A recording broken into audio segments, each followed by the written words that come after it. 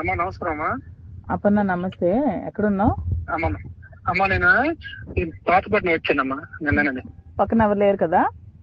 లేరమ్మా, లేరు లేరు లేరు. అదే సార్ విజయవాడ ఆగాను సార్, కాఫీ దిగారు. ఏంటి అపర్ణ ఇందాక ఫోన్ అది ఏంటి నాకు అర్థం కలగదు, ఒకసారి నాకు చెప్పు క్లారిటీగా. అమ్మా నిన్న నేను దోసం దగ్గరికి వెళ్ళానమ్మా. దోసం దగ్గరికి వెళ్తే ఏంట్రా మీ వాడు రెచ్చిపోతున్నాడు, మరి ఇలాగ ఉండదురా, మరి ఇక్కడ నర్సనపేట దాటి వెళ్ళలేడు, ఈయన పైలు వెళ్ళిపోతే వెళ్ళిపోవాలి కానీ మేము అందరం కొడేస్తాంరా అనేసి అన్నాడు. అయితే మరి నేనేం చేస్తానన్నా అనేసాను నేను. అనేసిన తర్వాత అక్కడ ఓ ఎంపీపీ, పోలాకి ఎంపీపీ, ఆయన ముద్దాడ బైరగి నాయుడు, ఆరంగి మురళి ఏదైనా ఇడము అని చెప్తున్నారు.